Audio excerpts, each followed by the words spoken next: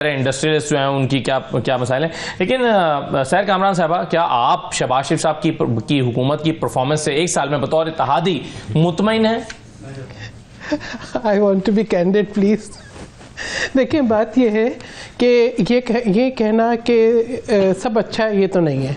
हाँ, एक बात के ऊपर मैं इत्तेफाक करूँगी कि वो जो एक प्रेशर था कि पाकिस्तान डिफ़ॉल्ट पे जा रहा है, उस प्रेशर से हम बाहर निकल आए हैं। ठीक है, अब वो वाला सिलसिला नहीं है कि मुल्क जो है वो दिवालिया होने जा रहा है, मुल्क डिफ़ॉल्ट पे जा रहा है, लेकिन सब अच्छा भी नहीं है, क्योंकि आपकी डोमेस्टिक इंडस्ट्री जो है वो तो मैं समझती हूँ कि डिक्लाइन पे है। अभी फिगर्स आ गए आपके सामने कि फरवरी में आपका ट्रेड डेफिसिट भी है, आपकी एक्सपोर्ट्स जो हैं वो डिक्लाइन पर हैं। इसी तरीके से जो एग्रीकल्चर सेक्टर है, क्योंकि ये एक ऐसा शोबा है जिसमें मैं ख़ुद भी इन्वॉल्व हूँ, तो हमने पिछले साल से बहुत क्राइसिस फेस किया है। सबसे पहले वो जो गंदम इंपोर्ट हो गई, तो जो डोमेस्टिक जो आपका फार्मर था, जो ग्रोअर था, वो अपनी बेसिक इन्वेस्टमेंट रिकवर नहीं कर सका। उसके बाद फिर मुझे नहीं समझ में आया ये पॉलिसी कौन सा रस्तू बनाता है कि आपने डोमेस्टिक जो कॉटन की प्रोडक्शन है, डोमेस्टिक कॉटन पे 18% आपने सेल्स टैक्स लगा दिया, जबकि इंपोर्ट पे कोई नहीं है। तो आपकी टेक्सटाइल इंडस्ट्री कैसे चलेगी? यानी इंपोर्ट्स पे जब आप इंपोर्ट की बात करते हैं, फिर आपका जो है फॉरेन एक्सचेंज भी जाता है, फिर आप ये कहें कि जी हमारे ज़खायर बढ़ रहे हैं, ऐसा नहीं है। इसी तरीके से अब बहुत जो है आपके मैं समझती हूँ कि तशवीश है ग्रोअर्स के अंदर कि अब आपकी नई गंदम आने वाली है, क्या आप कॉस्ट रिकवर कर सकोगे या नहीं कर सकोगे। हुकूमत जो है जो फर्टिलाइज़र की प्राइस है उसको रेगुलेट करने में नाकाम रही है। अब ये है कि कुछ हाँ, हम लोग जो एक ये कहें कि सिफारती तन्हाई में थे, उससे हम बाहर निकल आए हैं, बाहर निकल आए इसलिए कि अब आप कनेक्ट तो कर रहे हैं, लेकिन आप ये कहें कि उसको क्या बड़ी-बड़ी कामयाबियां सिफारती से नहीं मैं बता रही ना, हम कनेक्ट तो कर रहे हैं, लेकिन अगर आप उसको ट्रांसलेट करें इन टर्म्स ऑफ इन्वेस्टमेंट, तो आपको जो है MOUs हैं, 10,000 MOUs पाकिस्तान के पास हैं, और MOUs पे हम जश्न कब तक मनाएंगे। बात आपको मालूम है कि फॉरेन डायरेक्ट इन्वेस्टमेंट जो है ये 50 साल की कम तरीन सतह पर रही है इस साल, 50 साल की। इसलिए कि जब आपकी लोकल प्रोडक्शन नहीं होगी, ठीक है, आपकी सर्टिफिकेशन नहीं होगी, आपको वीज़े नहीं मिल रहे, ठीक है ना। तो ये एक यानी हम ये तो देख रहे हैं कि आपके ताल्लुकात जो है ऐसे हैं कि लोग मगर आप मिल रहे हैं। बुनियाद पे कह सकते हैं आपको UAE वीज़ा नहीं दे रहा और आप कह रहे हैं कि सिफारती तनाई से निकल रहे हैं। देखें, इस लिहाज से मैं कहूँगी कि एक जो है हम इसमें नाकाम हैं कि हम कोई प्रोजेक्ट कॉन्क्रीट किसी को दे नहीं पा रहे, हम होमवर्क किए बगैर जा रहे हैं। ये नहीं कि दुनिया में ऐसा कोई ट्रेंड नहीं है कि वो पाकिस्तान में इन्वेस्टमेंट नहीं करना चाहते, करना चाहते हैं। हम देखिए, हमारे पास हम बुलंद और दावे ज़रूर करते हैं, लेकिन हमारा जो कॉन्क्रीट होमवर्क है वो इनकम्प्लीट है, हम होमवर्क किए बगैर जाते हैं।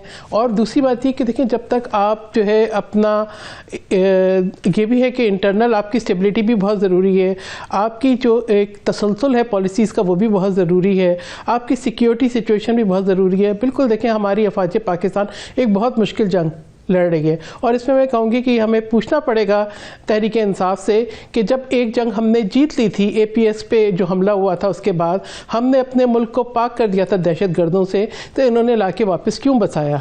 क्यों आज हमारे जो है जवान रोज़ाना शहादतें दे रहे हैं, रोज़ाना जो है ये हम दोबारा टेररिज्म को फेस कर रहे हैं। तो बात ही जो पॉलिसीज़ के अंदर जो है तसलसल नहीं रहता, और हम ये कोशिश ये करते हैं कि हर शख्स आए और वो अपनी तरफ से एक कलेक्टिव विजडम के बजाय अपनी कैसी सोच अप्लाई करे जिसका नुकसान मुल्क को। चलिए, इसका जवाब तो अली बुखारी साहब देंगे, लेकिन सिंधु साहब, ये अली बुखारी साहब को तो छोड़िए, चलें जो उन्होंने बातें की हैं, लेकिन आपके जो इत्तेहादी हैं वो भी कोई मुतमईन नहीं है आपकी इस परफॉर्मेंस से, लोकल इंडस्ट्री के ऊपर चाहिए।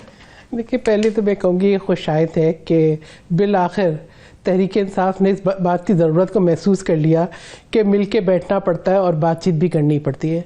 बाकी ये कि इलेक्शन अगर दोबारा हो जाएंगे तो कौन सी गारंटी है कि इलेक्शन को तस्लीम कर लेंगे। मैं आपको सही होंगे तो फिर तो तस्लीम करना पड़ेगा। नहीं, देखें, हमें 2018 में इलेक्शन पे शदीद तहफ़्फ़ुज़ात थे, 2013 में भी थे, लेकिन हमारा रास्ता जमहूरियत था, हमने पार्लियामान का रास्ता इख्तियार किया, पार्लियामान में आके बैठे। 2018 के इलेक्शन के बाद 2024 के इलेक्शन में भी हमारे तहफ़्फ़ुज़ात हैं, उसके बावजूद भी इस जमहूरियत के लिए पाकिस्तान पीपल्स पार्टी की लीडरशिप ने और हमारे वर्कर्स ने कुर्बानी दी है, जानों के नजराने दिए हैं। तो उसकी कदर को समझते हुए और पाकिस्तान के मुस्तकबिल को समझते हुए हमने पार्लियामेंट का रास्ता अपनाया। हम हुकूमत की हर बात से मुत्तफ़िक नहीं हैं, हमारे बहुत सारी बातों पे इख्तलाफात हैं, हमें बहुत सारी बातों पे तहफ़्फ़ुज़ात हैं, लेकिन बात यह है कि ये कहाँ लिखा है कि अगर आप वज़ीर आज़म नहीं हैं या आपके पास इक़्तिदार नहीं है तो आप पार्लियामान को, आप जमहूरियत को, आप पूरे उस अमल की नफ़ी कर देंगे। 35 पंक्चर, फिर बोला वो सियासी बयान था, फिर 2014 का धरना। अब देखें इन सब की आप बात करेंगे मईशत की कि मईशत को क्या हुआ। भाई मईशत को वही हुआ जो आपने किया। आप जो जाके जो है वो 100 बसों के ऊपर इश्तिहार चलाते हैं अमेरिका में पाकिस्तान के खिलाफ, उसकी फंडिंग कहाँ से आती है तो अल्लाह ही जानता होगा।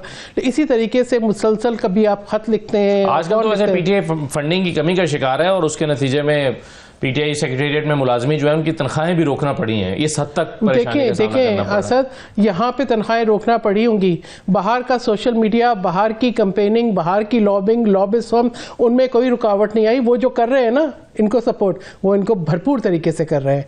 ठीक है, वो आर्टिकल भी लिखते हैं, छपवा भी देते हैं, उनको सब पता भी होता है कि क्या लिखना है। तो वो सब चीज़ें बिल्कुल अपनी जगह उसी तसलसल से जारी हैं। बाकी इत्तेहाद बनते हैं, काश के दूसरों के नज़रिए का, उनकी सोच का एहतराम करना सीख जाएं तो मैं समझती हूँ फिर थोड़ा बहुत सियासत के अंदर मैच्योर भी हो जाएंगे, फिर आगे भी बढ़ेंगे। अभी इलेक्शन नहीं होने चाहिए आपके?